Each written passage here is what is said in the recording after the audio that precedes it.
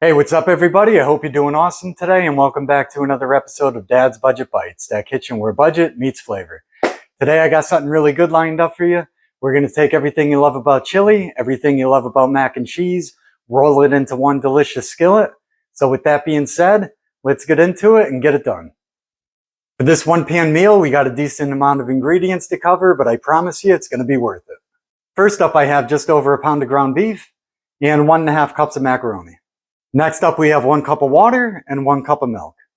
1 small onion here that's diced up and all set to go. 3 cloves of garlic. 1 can of diced tomatoes, I went with fire roasted, and then also a can of red kidney beans. An 8-ounce can of tomato sauce. 1.5 cups of your favorite shredded cheese, preferably cheddar or something with cheddar in it. I went with a blend of Monterey Jack and cheddar. Lastly, for seasoning, 1 teaspoon of cumin, a half teaspoon of paprika, 1 tablespoon of chili powder, and salt and pepper to taste. All right, gentlemen and ladies too, it's now time for your daily dosage. Your dad joke of the day, delivered by your favorite daddy-o of 6. What's Peter Pan's favorite fast food joint? Wendy's, duh. I absolutely love making one-pan meals for my family. They love it because it tastes good, and I love it because they're quick and convenient. You can knock out your typical one-pan meal in about a half hour, give or take, so they're really convenient. We're all busy, life gets busy, and this just slows things down and makes life a little bit easier. There's just a little bit of prep work that needs to be done prior. You can knock this out in about 2 to 5 minutes tops. So first off, if you want to mince your garlic by hand, that's fine. You just want to give that a quick mince. I'm going to be using my garlic press.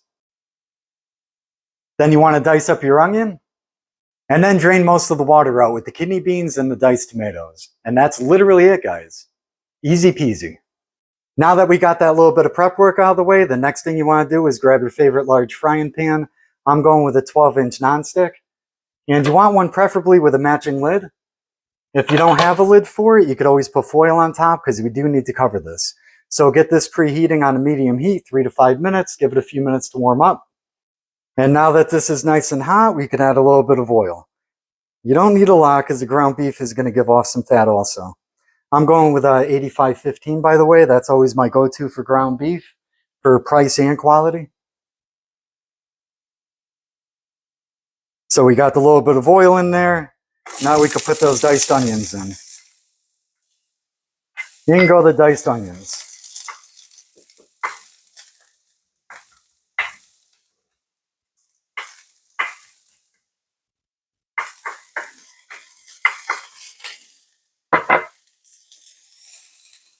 Normally, I would give the onions a 2 or 3 minute head start, but this time I'm just going to add the ground beef.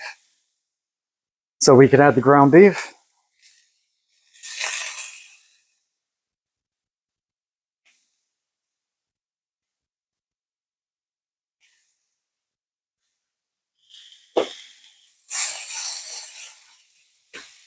So we'll cook up the onions and the ground beef until that's fully cooked, probably about 5 or 6 minutes.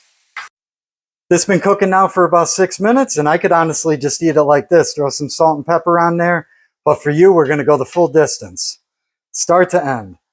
So this is the point where we want to add the garlic and the seasoning. So we have our 3 garlic cloves. There's 1. There's 2. And number 3.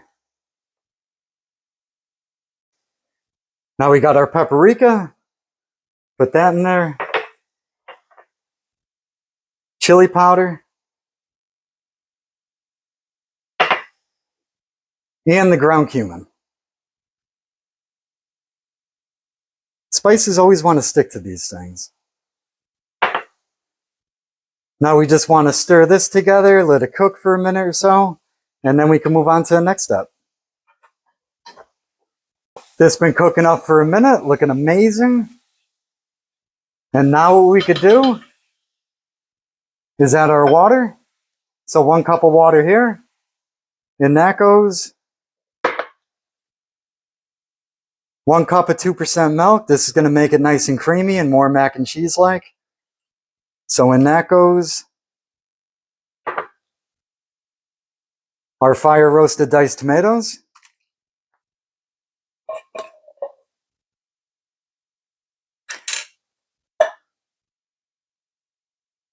8-ounce can of tomato sauce. Try to get most of that out. Perfect. And our elbow macaroni.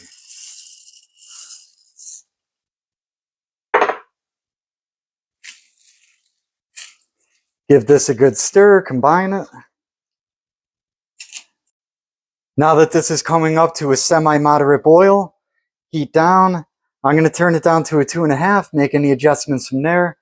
Cover on, 12 to 15 minutes, stirring occasionally, and I'll check back with you all. My bad, I almost forgot the salt and pepper. I just covered this a minute ago, we could add the salt and pepper now. A little bit of salt to taste,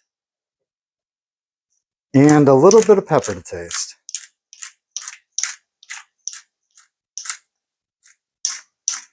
All right, looks good to me.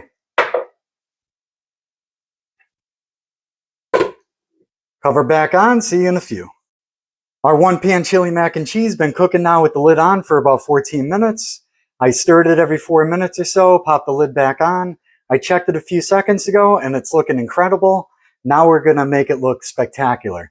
By the way, which one's better, spectacular or incredible? I don't really know, maybe they're kind of the same. So we're gonna make it look more incredible because now we're done with the lid. So the lid's off, we're good with that. And now we could add our kidney beans. So we're going to add the kidney beans right in there. Oh, there's a few sticking on the bottom. Try to get most of those out. Perfect. And then we want to add half our shredded cheese. So we're going to add about half. That's about half. And now we just want to stir this, combine it, cook it for an additional few minutes uncovered, and then we're good. This has been cooking now for about 3 minutes with the top off. I wish you could smell the aromas here. It really is out of this world. Now we could just give it one final quick stir. Oh, I know I say this a lot, but this I really can't wait to try. Oh, this just looks so good. So I did raise the heat slightly from a 2.5 to a 3 since the top was off, just to keep that simmer going a little. Now we could just turn the heat off altogether. And we want to give this a good 5 or 10 minutes to cool down before we start eating it anyway. As it cools off a little bit, it's going to continue to thicken up more. And now the last thing we want to do is add the rest of our shredded cheese. So the heat's off.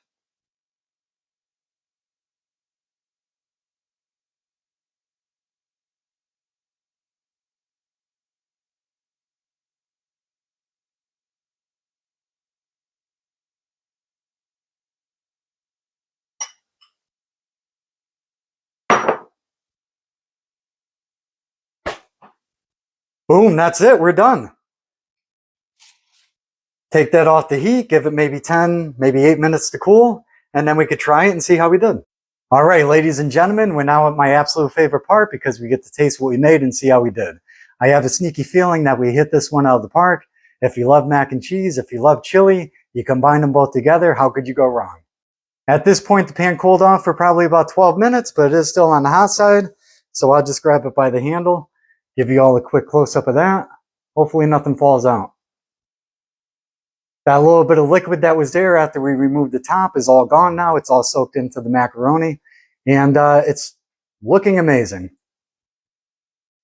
If you wanted to, you could definitely dress this up with your favorite chili topping, like sliced up avocado, guacamole, crunched up tortilla chips, maybe some sour cream, for example. For today, I'm just going to dig in the way it is because I want to taste the flavors of what we made. From start to finish, you're only looking at about 35 minutes to put this together, and you only have one pan to clean up afterwards, so it makes cleanup super easy. And now we could dig in and give this bad boy a shot. Ah, another little close-up for you. This looks out of this world. This 100% exceeded my expectations. We're taking two popular comfort foods, blend them together. The end result's just really out of this world. You got to give it a shot at home. Ladies, this is a nice looking dish, nice for presentation, looks pretty. Fellas, it's mac and cheese and it's chili, so it's still manly. Don't worry about it. If you got anything out of this video and you enjoyed it, please do me a favor and hit that thumbs up for me. I always do appreciate it. Drop me a comment. I always love to hear what's on your mind. Share it with your friends and family. I'm trying to get the Dad's Budget Bites word to spread, and I can't do that without your help. Subscribe if you haven't done so already, and then also hit that notification bell so you don't miss out on future videos. And until next time, I'll see you all next time. Dad signing out.